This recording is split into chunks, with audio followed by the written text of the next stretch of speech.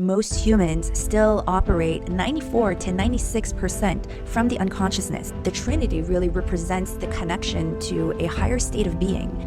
It's really the gateway for spirit to come through you. You're turning the unconscious way of thinking, acting, and feeling into a conscious mind, body, and heart. The higher and more elevated your feelings and emotions are, the higher you will vibrate. Your higher self knows you way better than you think you know yourself. Now, this is where it gets interesting.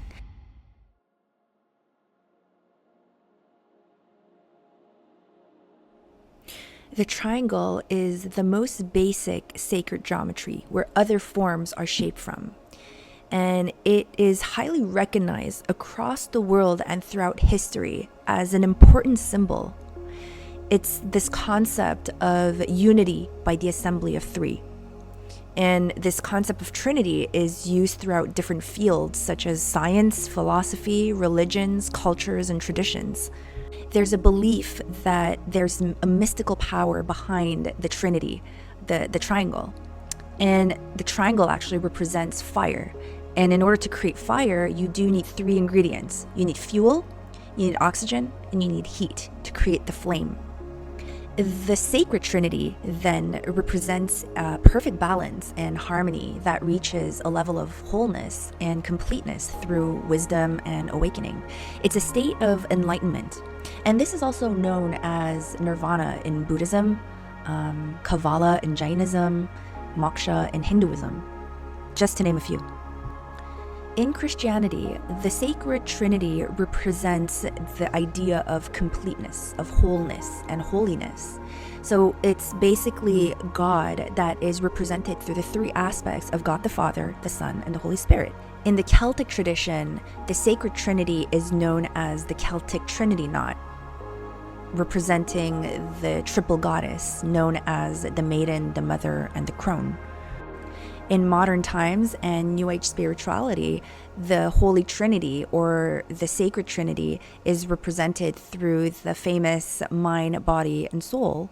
And so what we can gather from all of these different cultures and religions is that the Trinity really represents the connection to a higher state of being and a certain level of awakening or enlightenment that has been reached.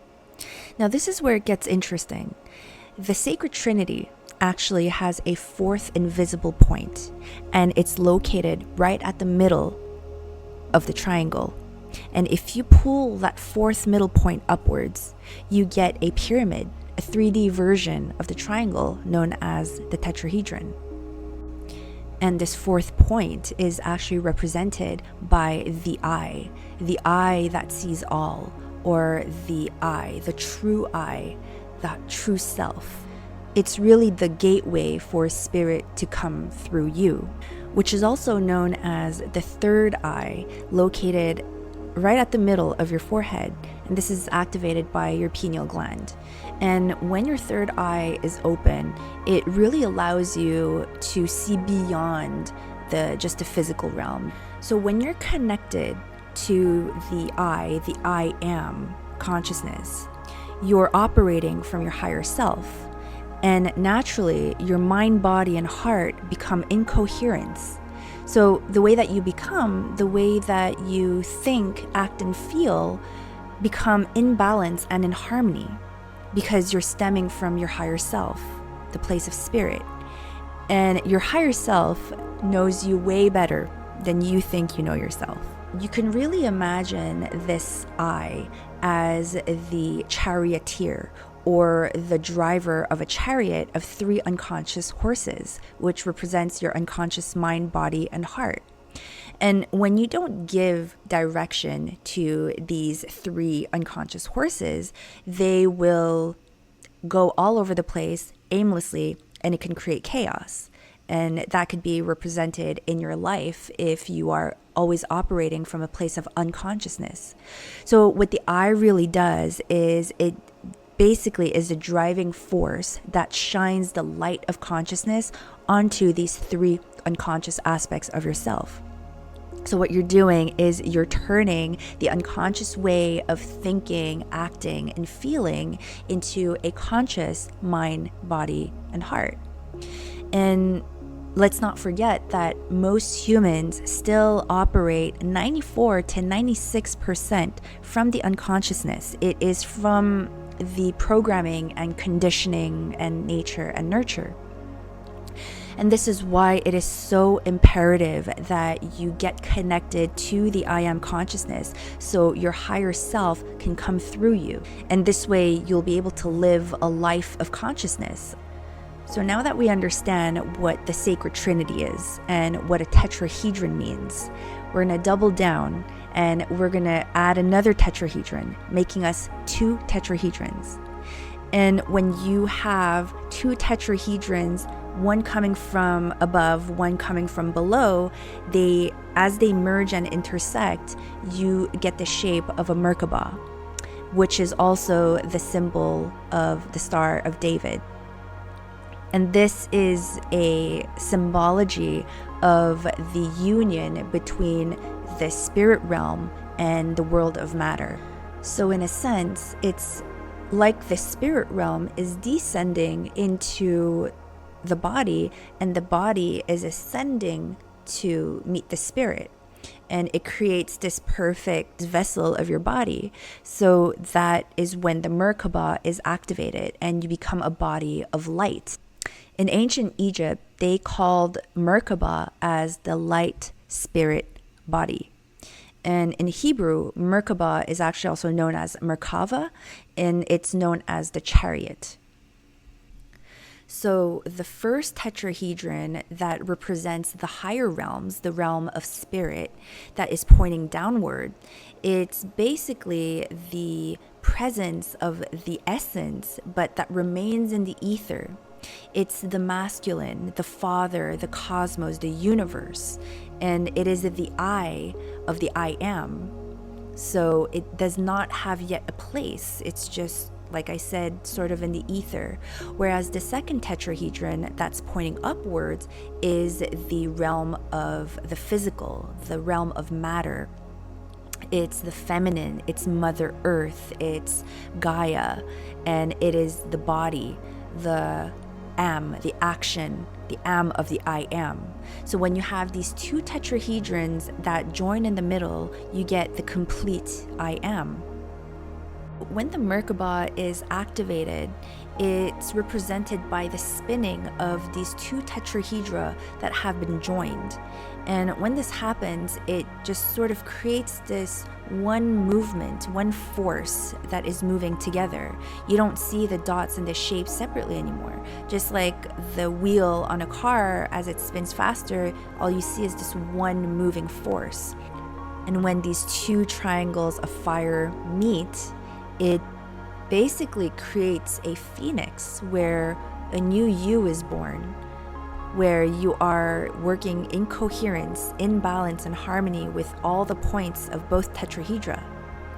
Now that we know what each point represents in a tetrahedron, we can dive deeper into each point. Let's start with the first tetrahedron, the one from the higher realm.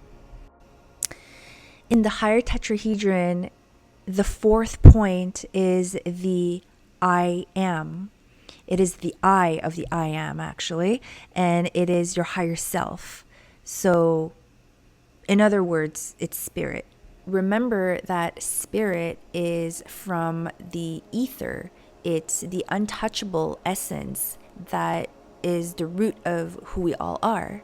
And it is in its perfect state. It's already whole. So the first point of the higher tetrahedron is the higher mind. And again, because the higher tetrahedron represents the higher realms, like the spiritual realm, spirit, again, it's this formless, it's in its purest form. Therefore, there is no obstruction or attachment or association with the ego or anything that comes with the ego. And when you're stemming from your higher self, you begin to develop the insights that you're receiving from your higher self. What I like to call the eyes. So it's the information, intuition, inspiration, and imagination that come through and creates the intention. So the second point of the tetrahedron is the higher body. Through the higher self, this is when you can truly become your truest self because of the lack of obstruction of ego and everything that comes with it, such as identities and thoughts and everything else. And this is where you can really experience an awakening to spirit, to your higher self. And the side effects of this can sometimes be a sense of deep peace, bliss, feelings of like doing the right thing at the right place at the right time. It's really the purest form of presence where you've transcended time, really. And it's not always necessarily like this grand thing. It can be really the small things as well, such as walking your dog or doing the dishes to starting a business. And it really isn't so much about what you do, but it's where you do it from. So when you're doing it from the place of higher self, because the higher self is in its purest presence, it changes the quality of what you do and therefore the action. The third point of the tetrahedron is the higher heart. And this is where the unconditional love is felt through. And when I say unconditional love, it is not to be mistaken with the very human, emotional love that we feel for, the people close to us, such as family and friends. Unconditional love is much more vast than that. It's the total surrendering and complete acceptance of everything that is without needing or wanting to change anything. And it's not necessarily through trying so hard to accept everything. It's just you're really at peace with everything as is, and there's no space for judgment or opinion because you're really operating from a place of true deep peace with yourself and therefore with everything else. Now, for the second tetrahedron, it relates to the physical reality, the three-dimensional reality that we live in. And the driving force of the fourth point of this tetrahedron is the ego. And the ego has a bad name, but it's important to understand the etymology of the word ego because it only really means self. It's when the ego is not in balance that it becomes sick. So whether the ego is inflated or deflated, that's when we have a problem with the ego. But when the ego is centered, it's actually quite important to have a sense of self because that's what allows you to become centered. It's what allows you to become grounded and be in your body to receive the experience of spirit. The second point of the lower tetrahedron is the mind, which is related to the law of mentalism. And the law of mentalism states that your thoughts become reality and the mind is energy. So you really want to keep this department decluttered and you want to operate from an energetic level that is aligned with your higher self. And the law of mentalism, then, it's linked to the law of attraction and manifestation. So all the laws of our universe are actually interconnected. The next point in the lower tetrahedron is the body. And this is related to the law of action. And this obviously requires you to act, to take action. And action is actually the highest form of prayer. It's about showing up in the highest way from the highest form, from your higher self. So it really is an act of faith. It's putting your thoughts into action and then motion. And the result of that is manifestation. So the formless into matter. And again, it's really about acting from a place of alignment from your higher will, from your higher self. And the more you do this, the more your actions just become a string of actions in flow, like a stream, where you begin to just have so much clarity because there's this lack of resistance from ego, whether it's emotions or just thoughts, they're absent. So it becomes so much easier and effortless to do certain tasks. And better yet, you're able to do them from a state of joy, even if it's the most mundane task that you have to do. So, like I said, it changes the quality of the action.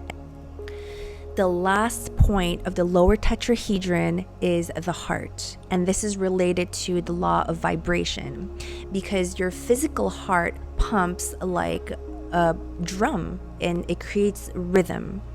And that is what creates vibrational frequencies. And your vibrational frequency level is determined by the emotions and feelings that are felt at your heart center. So the higher and more elevated your feelings and emotions are, the higher you will vibrate.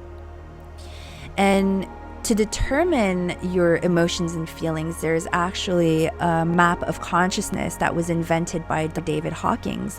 And you'll see that the higher the emotions are, the closer it is to unity.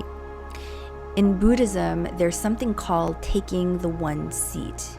And this can be sort of understood as your soul taking its place and sitting in a place of centeredness.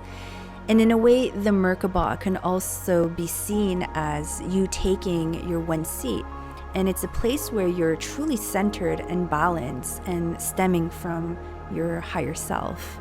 That's it for today. I hope that this video was insightful. I hope that it helps you gain some knowledge. And remember that everything that I teach in my videos, they're all just breadcrumbs. They're just a guide, a map for you to take what you need and to leave what doesn't resonate. It would really help me if you could subscribe, like, comment, or share.